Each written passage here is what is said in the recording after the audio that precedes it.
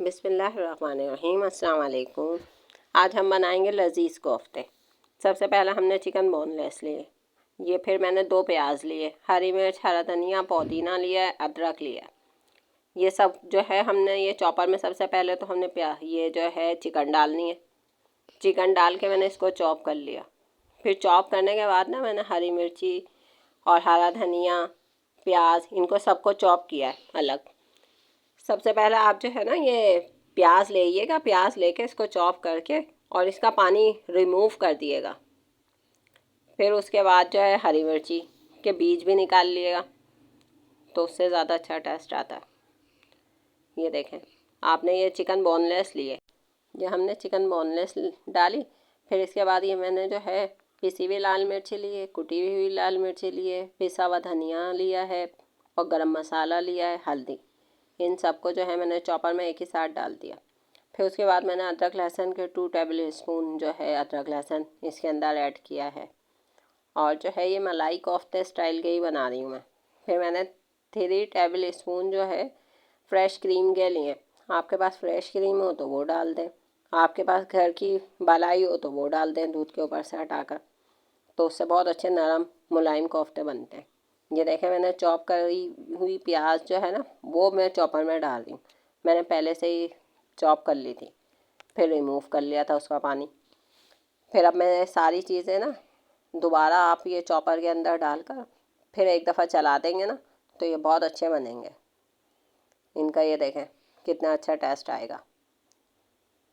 आप इसको इस तरीके से बनाएं तो बहुत अच्छा, आपकी फैमिली को बहुत अच्छा मज़ा आएगा। ये देखें, ये मैंने ना सब चीज़ों को एक ही साथ कर लिया। फिर इसको मैंने ये लिया है, लेने के बाद जो है मैंने 2 टेबल स्पून जो है वो लिया था बेसन। बेसन लेके उसको तवे के ऊपर भून कर फिर मैंने इसके अंदर डाल दिया। आप बेसन डालें तो बेसन डाल दें, आप पिसे हुए वो जो चने होते हैं ना भुने हुए, आप चनों के जो छिलकों को रिमूव करके आप वो भी ऐड कर सकती हैं। फिर ये सारे सब कुछ मैंने इसके अंदर डाल दिया। डालने के बाद जो है ये मैंने कोफ्ते बनाए। ये देखें, कोफ्ते बनाने के बाद जो है ना मैंने बनाने के बाद मैंने फ्रीज़र कर दिए, क्योंकि उस दिन मुझे ज़ाहिर डबल काम हो जाता है ना। तो आप इसको फ्रीज़र भी कर सकती हैं, आप फिर चाहें जब दिल चाहे आपका फिर उसके बाद इसकी ग्रेवी बना लें। फिर मैंने सारे कोफ्ते लेके एक दिन पहले फिर मैंने इसको जो है वो फ्रीज़र कर दिए।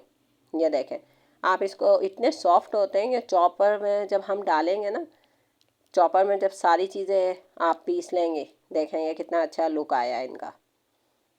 फिर मैंने इनको फ्रीज़र कर दिया था। ये देखें, फिर मैंने ये ना दूसरे दिन निकाले थे। फिर ये बर्फ़ भी जमी हुई है। फिर सबसे पहले जो है मैंने प्याज ली, प्याज लेके उसको ब्राउन कर लिया। प्याज ब्राउन करने के बाद ये मैंने दही लिए, टमाटर लिया और हरी मिर्ची, इन सबको जो है ना मैंने, और ब्राउन प्याज को मैंने ब्लेंडर में डाल के इनको चॉप कर लिया, क्योंकि वो जो है ये चॉप होकर ना इसकी ग्रेवी बहुत अच्छी बनती है। ये देखें, आप हैंड ब्लेंडर से करना चाहें हैंड ब्लेंडर से कर लें, जूसर में करना चाहें जूसर में कर लें, और दही भी आप इसके साथ ही डाल दिएगा, तो इससे मसाला बहुत अच्छा बनेगा। ये देखें, ये दही भी मैंने डाल दिया। आधे प्याली मैंने दही लिया था और एक बड़े साइज़ की प्याज ली थी, एक टमाटर ले लिया था, 2 हरी मिर्ची। अब इसके अंदर पिसा हुआ मैंने गरम मसाला डाला है और ये धनिया डाला है और जो है पिसी हुई लाल मिर्ची डाली है, कुटी हुई लाल मिर्ची डाली है और हल्दी डाला है। ये सारा जो है ग्रेवी का मसाला है। ग्रेवी के मसाले के अंदर आप ये सारा डाल लेंगी और फिर इसको जो है ब्लेंडर में पीस लें। मेरे पास हैंड ब्लेंडर था तो इसलिए फिर मैंने हैंड ब्लेंडर से कर लिया। आप इस तरीके से इसकी ग्रेवी बनाएंगे, इतना मज़ेदार ये सालन बनता है ना, आपको मज़ा आ जाएगा। देखिएगा आपको कितना अच्छा टेस्ट आएगा, और इससे जो है बिल्कुल ग्रेवी बहुत अच्छी बन जाती है। फिर मैंने एक कढ़ाई ली, उसके अंदर जो है मैंने ऑयल डाला है। ऑयल आप ज़ाहिर है जितने में बनाएंगी कोफ्ते आप उसी के लिहाज से डालेंगी। फिर 2 टेबल स्पून जो है मैंने अदरक लहसुन का पेस्ट डाला है। फिर इनको ना भून लें अच्छे तरीके से। जब इसके अंदर से खुशबू आने लगे ना, फिर मैंने साबित गरम मसाले इसके अंदर डाल दिए। साबुत गरम मसाले डालने के बाद जो है ये मैंने कोफ्ते इसके अंदर फ्राई कर लिए। ग्रेवी के ऑयल के अंदर ही आप इसको कोफ्तों को ना फ्राई कर लिएगा। ये देखें कितना अच्छे फ्राई होंगे और खुलेंगे भी नहीं, इससे खुलते भी नहीं हैं। फिर जो है ये हमने जो मसाला पीस के रखा हुआ है, फिर हम इसके ऊपर मसाला डाल देंगे। पहले मैंने ना इसको फ्रीज़र हुए थे, मैंने इसके जो है मसालों को अच्छे तरीके से फ्राई कर, उसमें मसाले में अदरक लहसुन के मसाले के अंदर इसको कोफ्तों को फ्राई कर लिया। आप देखें कितना मज़ेदार ये लग रहा है। फिर आप इसको ये ना अच्छे तरीके से इसको फ्राई कर लें।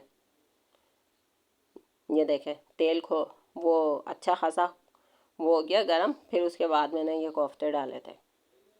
और आप पहले जो है ना वो अच्छे तरीके से कर लें इसको फ्रीज़।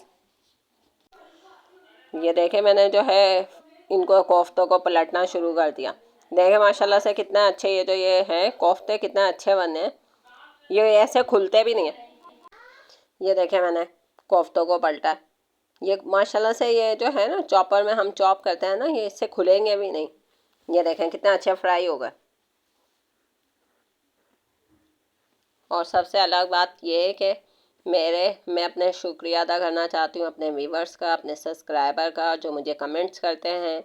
उनका बहुत बहुत शुक्रिया कि मुझे अपनी दुआओं में याद रखा। और मेरी वीडियो जो है वह बहुत अच्छे आप कमेंट्स करते हैं, मुझे बहुत अच्छा लगता है। आप मेरे लिए ऐसे ही हौसला अफजाई करते रहें, तो इससे जो है बंदे को खुशी होती है कि वो जो है आपके लिए और भी ज़्यादा मेहनत करना चाहता है। ज़ाहिर है मेहनत तो हर बंदा अपने लिए करता है, अपनी फैमिली के लिए, लेकिन आप लोगों से अपनी वीडियो शेयर करके अच्छा लगता है। और आपकी हौसला अफजाई का बहुत बहुत शुक्रिया। फिर ये देखें मैंने जो है पिसा हुआ जो मसाला था ना, वो मैंने सारा इसके अंदर ऐड कर दिया। फिर इसको मैंने ढक दिया 10 मिनट के लिए। ढकने के बाद ये जो है आपने इसके अंदर पानी वगैरह कुछ भी ऐड नहीं करिएगा, क्योंकि ये जो दही का और टमाटर का जो पानी होगा ना, वो खुद इसी पानी के अंदर ये गल जाएंगे कोफ्ते। पहली बात तो ये है कि हमने कोफ्तों को फ्राई कर लिया था। फिर उसके बाद जो है मैंने दही टमाटर की जो प्यूरी बनाई थी वो इसके अंदर ऐड कर दी थी। फिर मैंने इसके अंदर पानी नहीं डाला। और आपकी मर्ज़ी है कि आप इसके अंदर पानी ऐड करना चाहें तो बाद में कर लें। फिर इसको अच्छे तरीके से भूनने के बाद फिर आप ये कोफ्ते जो है सर्व करिएगा। मैंने जो है इसके अंदर पानी नहीं ऐड किया था, बस मेरे लिए यही इतना ही मसाला बहुत था।